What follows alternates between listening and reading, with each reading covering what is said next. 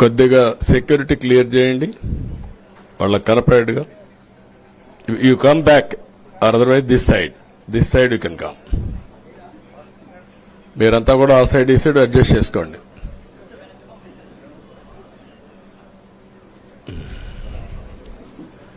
ఏంటి బాగున్నారంతా? మీకు ఫ్రీడమ్ వచ్చింది, ముందు స్వాతంత్రం మీకు వచ్చింది, మాకు కాదు. మీ తర్వాత ప్రజలకి. Okay, good. మళ్ళీ ఢిల్లీకి వెళ్తున్నా ఈరోజు. వెళ్లే మునుపు మీ అందరితో మరీ మాట్లాడకుండా పోతే ప్రజలతో మాట్లాడలేం కదా. మీతో మాట్లాడితే ప్రజలతో మాట్లాడినట్టు. ఎలక్షన్ అవుతారని నిన్నంత బిజీగా ఉన్నా కాబట్టి ఒక 2 నిమిషాలు మీకు చెప్పి తద్వారా ప్రజలకు చెప్పేద్దామన్న ఉద్దేశంతో ఈ కార్యక్రమానికి శ్రీకారం చుట్టాను. ముందు మీడియాకి, అదే మరి రాష్ట్ర ప్రజలందరికీ ధన్యవాదాలు. శిరస్సు వంచి నమస్కారాలు తెలియజేస్తున్నా. ఎందుకంటే నా సుదీర్ఘమైన రాజకీయ యాత్రలో ఈ 5 సంవత్సరాలు చూసిన ప్రభుత్వాన్ని నేను ఎప్పుడూ చూడలేదు. ఒక రంగం అని కాదు, ఒక వ్యవస్థని కాదు, ప్రజాస్వామ్య వ్యవస్థలన్నీ ఏ విధంగా ఇబ్బంది పడ్డాయో, ఏ విధంగా నిర్వీర్యం చేశారో మనం అన్ని చూశాం. అయితే మా ధ్యేయం ఒకటే, ప్రజలు గెలవాలి, రాష్ట్రం నిలబడాలి. దీనికోసం ఎన్ని త్యాగాలైనా సరే చేసి మళ్లీ భావి తరాల భవిష్యత్తు కోసం ముందుకు పోవాలని చెప్పి వెళ్ళాం. నేను చాలా ఎన్నికలు చూశాం. 10వ ఎన్నిక నిన్న. అంటే ఇన్ని ఎన్నికలు చూసినా, అంటే ఎన్నికలు చూడడమే కాకుండా ఈ ఎన్నికలన్నీ at the helm of affairs ఉండి ఎప్పటికప్పుడు సమీక్షలు గాని ఇవన్నీ నిర్వహించడం కూడా చేశాం. రాజకీయాల్లో ఒడుకుదుడుకులు సాధారణంగా ఉంటాయి. ఎవరు శాశ్వతం కాదు. దేశం శాశ్వతం, ప్రజాస్వామ్యం శాశ్వతం, రాజకీయ పార్టీలు శాశ్వతం, అధికారం అశాశ్వతం. రాజకీయ పార్టీలు కూడా సక్రమంగా ఉంటే మళ్లీ ప్రజలు ఆదరిస్తారు. లేకపోతే రాజకీయ పార్టీలు కూడా చాలా పార్టీలు కనుమరుగైపోయినాయి. వ్యక్తులు కనుమరుగైపోయారు, రాజకీయ పార్టీలు కనుమరుగైపోతాయి. కానీ ఇంత హిస్టారికల్ ఎలక్షన్ నేను ఎప్పుడు చూడలా. నా జీవితంలో చాలా ఎలక్షన్స్ ఫేస్ చేస్తే కానీ వేవ్ కనపడేది, వ్యతిరేకత కనపడేది. కానీ ఈ ఎలక్షన్లో ఎక్కడో అమెరికాలో ఉండే వ్యక్తి ఒక 5 లక్షలు 10 లక్షలు ఖర్చు పెట్టుకొని నేను రావాలి, ఓటేయాలి, రాష్ట్రం నిలబడాలి, ప్రజలు గెలవాలి అనే ఆవేదనతో వచ్చారు. ఎక్కడో పక్క రాష్ట్రాల్లో ఎక్కడో కడుపు నిండడం కోసం కూలి పనులకైనటువంటి వ్యక్తులు, పాచి పనులు చేసుకునే వ్యక్తులు సొంత డబ్బులు పెట్టుకొని నేరుగా ఇక్కడ రైల్వే స్టేషన్లో చూస్తే, బస్టాండ్లో చూస్తే భోజనం కూడా ప్యాక్ చేసుకొని తీసుకొచ్చి ఇక్కడ భోంచేసి ఓటేసే పరిస్థితికి వచ్చారు. ఈ కమిట్మెంట్ ని ఏ విధంగా వర్ణించాలో నాకైతే అర్థం కాదు. ఏ విధంగా వాళ్ళని అభినందించాలో కూడా అర్థం కాని పరిస్థితి. అనేక ఎన్నికల్లో అనేక అనుభూతులు చూశాం. కానీ మేము అన్ని ఎన్నికల కంటే ఇది ఒక తెలుగుదేశం పార్టీ చరిత్రలో, ఆంధ్రప్రదేశ్ రాష్ట్ర ప్రజల చరిత్రలో సువర్ణాక్షరాలతో లిఖించదగ్గ ఎన్నిక. ఇది ఒక హిస్టారికల్ ఎన్నిక. ఆగస్టు క్రైసిస్ తర్వాత, ఎన్టీ రామారావు గారు పార్టీ పెట్టిన తర్వాత 83లో మేము గెలిచాం. అప్పుడు 200 సీట్లు వచ్చాయి. కొత్తగా పార్టీ పెడతానే ఎన్నికలకు వెళ్లి 9 నెలలు అధికారంలోకి వస్తే 200 సీట్లు వచ్చాయి. 94లో మీరు ఒక్కసారి చూస్తే ప్రజా వ్యతిరేకం వల్ల 3 ముఖ్యమంత్రులు మారడం వల్ల ఆ రోజు మీరు ఎన్నికలు చూస్తే దగ్గర అపోజిషన్ పార్టీకి రిక్వైర్డ్ నెంబర్ అంటే అపోజిషన్ లీడర్గా వచ్చే స్టేటస్ రాకుండా వచ్చాయి. అవన్నిటిని వర్పించే విధంగా ఈసారి ఊహించని విధంగా వచ్చింది. అంటే దానికి కారణాలు నేను ఎక్కువ చెప్పక్కర్లేదు, అనుభవించిన ప్రజలకే అర్థమవుతుంది. ఎప్పుడైనా సరే ప్రజాస్వామ్యంలో ప్రాథమిక హక్కు మాట్లాడే స్వేచ్ఛ. ఆ స్వేచ్ఛనే కోల్పోవాల్సి వచ్చింది. అదే కాదు, బ్రతికే స్వేచ్ఛ, ఆస్తులు పెట్టుకునే స్వేచ్ఛ, ఇవన్నీ కోల్పోయే పరిస్థితి వచ్చింది. అందుకే మీరు చూస్తే మొన్న ఎలక్షన్లో సరే ఏ విధంగా మేమందరం కలిశాం అవన్నీ మాకంటే ముందు మీకే తెలుసు. కలిసినప్పుడు ఎవ్రీ ఈవెంట్ ఇవి వేదిక నుంచే ప్రారంభించాం. అక్కడి నుంచి ముందుకెళ్ళాం. ఆ రోజు చెప్పాం, ఈ రోజు ఒకటి చెప్తున్నాం. మా ఆలోచన ప్రజలు గెలవాలి, రాష్ట్రం నిలబడాలి. అంతవరకు సాధించగలిగాం. 55.38% ఓట్లు పడ్డాయి. దీంట్లో తెలుగుదేశానికి 45.60% పడ్డాయి. వైసీపీకి 39.37% పడ్డాయి. ఇది ఊహించినటువంటి ఒక్కొక్కసారి 95,000 మెజారిటీ. ఒకప్పుడు నేను చార్మినార్ ఎగ్జాంపుల్ చెప్పేవాడిని. చార్మినార్ అంటే అక్కడ ఎంఐఎం కంచుకోట, అక్కడ ఎప్పుడు ఎక్కువ ఓట్లు వచ్చేటివి. ఆ తర్వాత కుప్పం, సిద్దిపేట పోటీ పడేటి రెండో స్థానానికి. అప్పుడు కూడా 70,000, 80,000, 50,000 కాడ ఆగిపోయేవాళ్ళం. ఈసారి 95,000, 94,000, మళ్ళా 92,000, 91,000. మంగళగిరి లాంటి కాన్స్టిట్యున్సీలు 91,000 మెజారిటీ. ఏ విధంగా అభివర్ణించాలో నాకైతే అర్థం కాదనమాట. అంతా ఇదెళ్లిపోయినాయి. ఇవన్నీ చూసిన తర్వాత ప్రజలు ఇచ్చిన తీర్పు మీరు చూస్తే అహంకారం, నియంతృత్వం, విచ్చలవిడితనం, ఏదంటే అది చేస్తాననుకుంటే ప్రజలు క్షమించే పరిస్థితులు లేరు. అదే ఈరోజు నిరూపించే పరిస్థితికి వచ్చారు. ఒక మాటలో చెప్పాలంటే ఈసారి వీళ్ళు చేసింది గుణపాఠం పాలకులకు కాదు, అవినీతి అహంకారంతో ముందుకు పోయే ఎలాంటి ధ్వంసకారులకైనా ఇదే జరుగుతుందని నిరూపించారు ప్రజలు. దానికి మనస్ఫూర్తిగా అభినందిస్తున్నా. అదే సమయంలో 5 సంవత్సరాలు మా కార్యకర్తల పడిన ఇబ్బందులు, చాలా మంది స్లీప్లెస్ నైట్స్,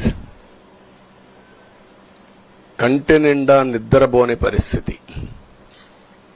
అక్కడి నుంచి నేను చూస్తే చాలా కడాన మనిషిని హింస పెడుతూ నువ్వు ప్రాణంతో బతకాలంటే జై జగన్ అనమంటే జై తెలుగుదేశం, జై చంద్రబాబుని ప్రాణాలు వదిలిన సందర్భం చంద్రయ్య.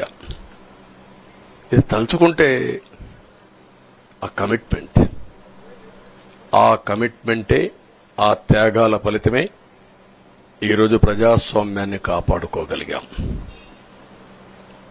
ఒక మా కార్యకర్తలకే కాదు, మీడియా 5 ఏళ్లు మీరు పడిన ఇబ్బందులు, మీరు కోర్టుల చుట్టూరు తిరిగిన ఇది, మిమ్మల్ని సిబిసిఐడి ఆఫీసులో పెట్టి వేధించిన విధానం, అవి తలుచుకుంటే ప్రజాస్వామ్యమే సిగ్గుతో తలంచుకోవాలి.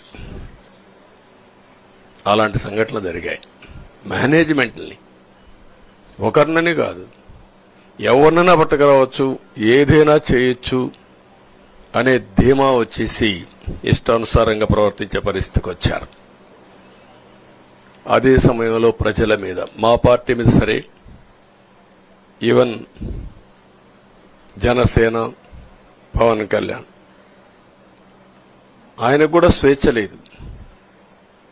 ఎక్కడైనా సరే విశాఖపట్నానికి వెళితే ఉన్న పళంగా విశాఖపట్నం నుంచి వెకేట్ చేయాలని తిరిగి, అంటే నగర బహిష్కరణ, ఒక నాయకుడిని నగర బహిష్కరణ చేస్తే కారణం చెప్పకుండా ఇంకా వేరే వాళ్ళ కథ ఏముంటుందో మనం ఆలోచించుకోవాల్సిన అవసరం ఉంది. కేసులు పెడితే ఎందుకు పెట్టావు కేసు అని అడిగితే దానికి సమాధానం చెప్పకుండా ముందు నిన్ను అరెస్ట్ చేస్తున్నాం, తర్వాత కేసు డీటెయిల్స్ ఇస్తా ఉంటారు. ఇలాంటి చాలా జరిగాయి. ఇవన్నిటికీ పరిష్కారం కోసం ఈరోజు మనం చూసిన తర్వాత ఇది మాకేదో అధికారం అని మేము అనుకోవడం లేదు, ఒక బాధ్యత. మేము పాలకులమే కాదు సేవకులం అని చెప్పే నినాదానికి శ్రీకారం చుట్టారు.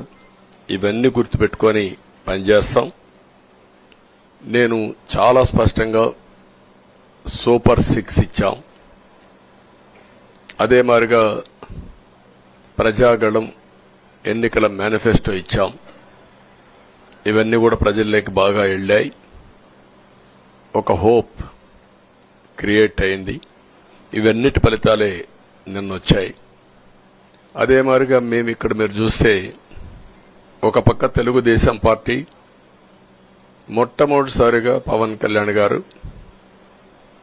ప్రభుత్వ వ్యతిరేక ఓటు చేరడానికి వీలు లేదు, ఈ రాష్ట్రంలో మళ్ళా ప్రజాస్వామ్యాన్ని గాని ఈ రాష్ట్రాన్ని కాపాడుకోవాల్సిన బాధ్యత ఉందని చెప్పి ముందుకొచ్చి ఈ యొక్క కూటమికి బీజం వేశారు. వారిని మనస్ఫూర్తిగా అభినందిస్తున్నాం. ఆ తర్వాత బీజేపీ కూడా ఈ కూటమిలో భాగస్వాములయ్యి ముగ్గురం కూడా మీరు ఒక్కసారి ఆలోచిస్తే ఒకరు ఎక్కువ ఒకరు తక్కువ కాకుండా ముగ్గురం కలిసి పనిచేశాం. బేషిజాలు ఎక్కడా లేకుండా మేము ఏదైతే చెప్పామో ప్రజలు గెలవాలి, రాష్ట్రం నిలబడాలి, దీనికోసం పై స్థాయి నుంచి ఢిల్లీ నుంచి వచ్చినటువంటి బీజేపీ నాయకులు గాని, ప్రధానమంత్రి అమిత్ షా గారు గాని, ఇక్కడుండే పవన్ కళ్యాణ్ గాని, తెలుగుదేశం పార్టీ కేంద్ర నాయకత్వం నుంచి కింది వరకు అందరం కూడా ఒక ట్రూ స్పిరిట్ తో పనిచేశాం. 175 అసెంబ్లీలు, 25 అసెంబ్లీలు అన్ని పార్టీలకు సంబంధించిన సీట్లుగా ఎన్డీఏలో భాగస్వాములుగా ఒక బాధ్యతతో ముందుకు పోయాం. అందుకే ఈ అనూహ్యమైనటువంటి విజయాన్ని సాధించగలిగాం. ఇక్కడి నుంచి బాధ్యత ఉంటుంది. ఆ బాధ్యతని ఏ విధంగా చేయాలనో అవన్నిటి కూడా ప్రణాళికలు తయారు చేసుకుంటాం. అంటే ఈ 5 సంవత్సరాలు జరిగిన విధ్వంసం మీరు ఒకసారి చూసిన తర్వాత ఇది ఒక 30 సంవత్సరాలకు ఎంత డ్యామేజ్ చేయాలనో అంత డ్యామేజ్ జరిగింది. వ్యవస్థలు విధ్వంసమయ్యాయి. మొత్తం ఎకానమీ కుప్పగూలిపోయింది. అప్పులైతే ఎంత చేశారో ఇంకా లోతు పోతే తప్ప మనకు తెలియదు. ఎక్కడెక్కడ చేశారో ఏమేం చేశారో తెలియదు. ఇంకొక పక్క ఎక్కడికక్కడ సహజ సంపద, ఒక శాండ్ కావచ్చు, మినరల్ వెల్త్ కావచ్చు, లేకపోతే ఏదంటే అది ఇంకా మాకు అడ్డే లేదు, ఏమైనా చేయగలుగుతాం, ఎవరైనా అడ్డొస్తే తొలగించుకుంటా పోతామనే ధీమాతో ముందుకు పోయారు. కొంతమంది భయపడి రాలేకపోయారు, ఎదిరించలేకపోయారు. నా కళ్ల ముందర ఒక రైతు చూస్తే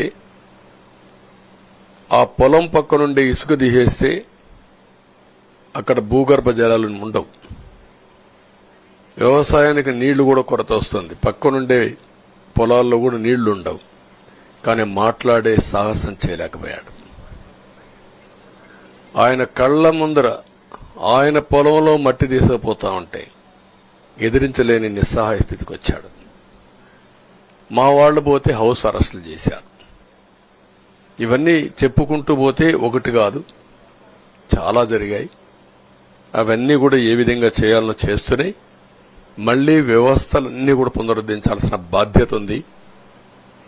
అదే మరిగా మాకు ఒక 4-5 రోజులు ఇవన్నీ చూసిన తర్వాత డెప్త్కి పోయిన తర్వాత మీరు పేపర్లో రాసినట్టు గాని మేము మాట్లాడినట్టు గాని ఒక లెవెల్లో ఆగిపోయినాయని నా ఉద్దేశం. ఎందుకంటే నేను రాజకీయాలు 40 ఏళ్లు చూశాను. ప్రభుత్వాలను మేము అధికారం ఉన్నప్పుడు చూశాను, బాగు చేసి మళ్ళా అపోజిషన్కి వస్తానే వీళ్ళు నాశనం చేస్తే మళ్లీ నేను అధికారంలోకి వస్తానే దాన్ని బాగు చేయాలంటే ఎన్ని కష్టాలు ఉన్నాయో నేను చూశాను. ఒకప్పుడు పవర్ సెక్టర్ మీరు చూస్తే కరెంట్ ఎప్పుడు వస్తుందో ఎప్పుడు పోతుందో తెలియని పరిస్థితి నుంచి హైదరాబాద్ లో విద్యుత్ సౌధ దగ్గర రాఘవరెడ్డి ఉండేవాడు, కమ్యూనిస్ట్ లీడర్. నల్గొండ నుంచి రైతులను తీసుకొచ్చి సమ్మర్ వస్తే అసెంబ్లీ ఏప్రిల్లో ఉంటే గొడవలు సగం టైం మేము కరెంటు కొరతపైనే చర్చించేవాళ్ళం. That were the days. అలాంటిది నేను 1999 నుంచి పవర్ సెక్టర్ రిఫార్మ్స్ తీసుకొచ్చి 2004కి సర్ప్లస్ బాధ్యతతో క్వాలిటీ పవర్ ఇవ్వడం మొదలుపెట్టాం. 2014కు మళ్లీ 22 మిలియన్ యూనిట్లు ఆంధ్రప్రదేశ్లో కొరత కరెంటు. వ్యవస్థలన్నీ నిర్వీర్యం అయిపోయినాయి. తర్వాత మళ్లీ సెట్ చేసి 2 నెలలు 3 నెలలు కరెంటు కొరత లేకుండా చేసి వ్యవస్థలన్నీ పటిష్టంగా చేసి సోలార్ విండ్ తీసుకొచ్చి కాస్ట్ తగ్గిస్తే ఇప్పుడు మీరు చూశారు ఎంత పవర్ ఛార్జెస్ పెంచారు. 9 సార్లు పెంచారు. ఎందుకు పెంచారో నోబడీ నోస్. దానికి రీజనే లేదు. ఇప్పుడు ఎక్కడుందో దాన్ని ఎత్తుక్కుంటే ఎంత లోతు పోయిందో కూడా తెలియదు. దాన్ని ఏ విధంగా రిపేర్ చేయాలి, ఎంత డబ్బులు తెచ్చారు, ఏ పేరుతో తెచ్చారు, అవన్నీ ఒక వ్యవస్థను కాదు, సంబంధం లేని వ్యవస్థతో డబ్బులు తీసుకొచ్చి సంబంధం లేని డిపార్ట్మెంట్కి ఇచ్చారు. ఇలాంటి చాలా ఉన్నాయి. అవన్నీ ఇన్ కోర్స్ ఆఫ్ టైం మీకు కూడా చెప్తాం. అల్టిమేట్ గా ఇదేదో మేము అధికారం అంటే జుబిలియంట్ గా బ్రహ్మాండంగా ఉందనుకోవడానికి కాదు. ఒక బాధ్యతతో మా మీద ఎంత నమ్మకం పెట్టుకున్నారో ఈ ప్రజల్ని మళ్లీ ఒక దారి చూపించే మార్గం మేము చూపిస్తాం. ఇంకొక పక్కన మీరు ఒకసారి ఆలోచిస్తే ఇదే అసెంబ్లీలో నాకు, మా కుటుంబానికి, మా మిస్సెస్కి జరిగినటువంటి అవమానానికి నా జీవితంలో ఎప్పుడూ బాధపడలా. నా మీద బాంబులతో దాడి చేసినప్పుడు కూడా వీరోచితంగా ఎదుర్కొన్నా. 2003 సెప్టెంబర్, అక్టోబర్ నాకు ఇప్పటి కూడా జ్ఞాపకం. ఆ రోజు నా మీద బాంబులు చేసినప్పుడు చాలా ఒక పానిక్ రియాక్షన్లో కూడా నేను భయపడలేదు. అలాంటి వ్యక్తిని మీరు చూస్తే అది ఆ సంఘటన చూసిన తర్వాత ఇలాంటి కౌరవ సభలో ఉండడం కరెక్ట్ కాదని అసెంబ్లీలో చెప్పి దానికి కూడా మైక్ ఇవ్వకపోతే చెప్పేసి బయటొచ్చి ప్రెస్ కాన్ఫరెన్స్ చెప్పి అనౌన్స్ చేశాను. మళ్లీ క్షేత్రస్థాయిలో గెలిచి అసెంబ్లీని గౌరవ సభ చేసి అసెంబ్లీకి ఎంటర్ అవుతానని చెప్పాను. నేను ఏదైతే ఆ రోజు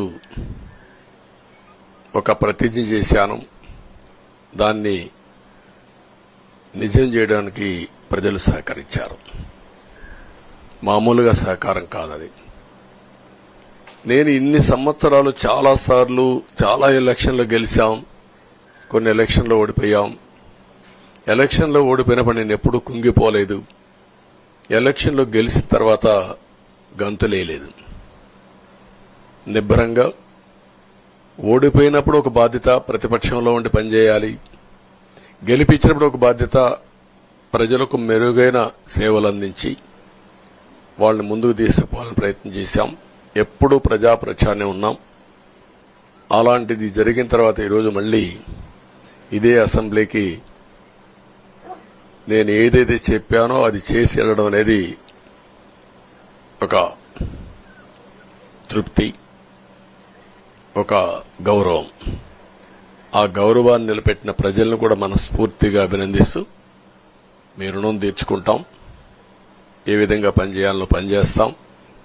మీ ఎక్స్పెక్టేషన్స్ ప్రకారం పనిచేసి అయితే ఎప్పటికప్పుడు మీరందరూ కూడా మేము ఓటేశాం, మా పని అయిపోయింది, ఇంకా మీరు చూసుకోండి కాకుండా ఎప్పటికప్పుడు మమ్మల్ని నడిపించే బాధ్యత, మాకు సహకరించే బాధ్యత, మళ్లీ రాష్ట్రంలో ఉండే ప్రజలందరం బాగుపడాలంటే ఏం చేయాలో మేము చేసినప్పుడు ఎప్పటికప్పుడు ఫీడ్బ్యాక్ ఇచ్చి నడిపించే బాధ్యత తీసుకోవాల్సిందిగా వారిని కోరుతున్నా. పవన్ కళ్యాణ్ గారిని మనస్ఫూర్తిగా అభినందిస్తున్నా. అదే మరి బీజేపీ అగ్రనాయకత్వాన్ని నరేంద్ర మోడీ గారిని, అమిత్ షా గారిని, ఇక్కడికి వచ్చిన అబ్జర్వర్స్ ని, ఇక్కడుండే పార్టీ అధ్యక్షురాలైనటువంటి పురంధేశ్వరి గారిని మనస్ఫూర్తిగా అభినందిస్తున్నా. వీళ్ళందరూ కూడా ఏదైతే ఒక స్ఫూర్తిని తీసుకున్నామో ఆ స్ఫూర్తితో టోటల్ గా ప్రతి ఒక్క కార్యకర్త సిన్సియర్ గా పనిచేయడానికి, ఏ అభ్యర్థి ఉన్నా తమ అభ్యర్థిగా పాటించి బ్రహ్మాండంగా పనిచేశారు. వాళ్ళందరినీ అభినందిస్తున్నా. ఈరోజు మా విజయం మూడు పార్టీల కార్యకర్తల సమిష్టి కృషి. వారందరినీ అభినందిస్తూ ఈరోజు ఢిల్లీకి పోయి వచ్చిన తర్వాత ఒకసారి మళ్లీ ఇవన్నీ ఎప్పటికప్పుడు సమీక్ష చేసుకుంటూ ముందుకు పోతా అని చెప్పి తెలియజేసుకుంటూ మరొక్కసారి మీ అందరికీ అభినందనలు, ధన్యవాదాలు. థ్యాంక్ యూ అనండి.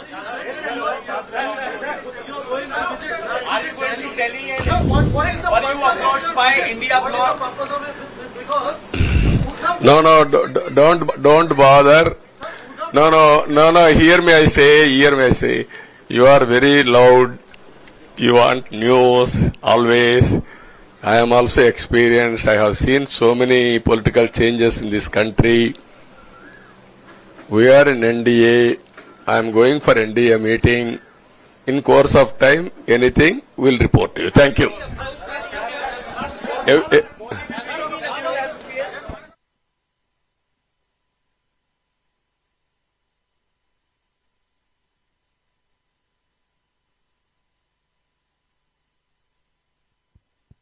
ఇప్పుడు మిత్రుడు చెప్పినట్టు పాలకుడు అనేవారు ఏ విధంగా ఉండకూడదో, ఎలాంటి వ్యక్తులు రాజకీయాలకు అర్హత లేదో జగన్ హిస్టరీ ఒక కేస్ స్టడీ మీరందరూ గుర్తుపెట్టుకోవాలి. ఈ రాష్ట్రంలో మనం చూస్తే చాలా మంది పాలకులంటే ఎట్టుండాలో పనిచేశారు. పాలకుడంటే ఎట్ట ఉండకూడదో పనిచేసి దాన్ని ప్రపంచానికి ఒక కేస్ స్టడీ ఇచ్చే పరిస్థితికి వచ్చాడు. చాలా మంది ఓడిపోయారు, గాని ఓడిపోవడం వద్దు, ఇక నువ్వే వద్దని ఓటేయడం డిఫరెంట్. అదే జరిగింది ఈరోజు. దీన్ని ఇన్ కోర్స్ ఆఫ్ టైం చాలా విషయాలు మీకు చెప్పాలి, అవన్నీ వస్తాయి, మాట్లాడుకుందాం. నేను దాని గురించి కాదు, వ్యక్తుల గురించి కాదు, వ్యవస్థ గురించి.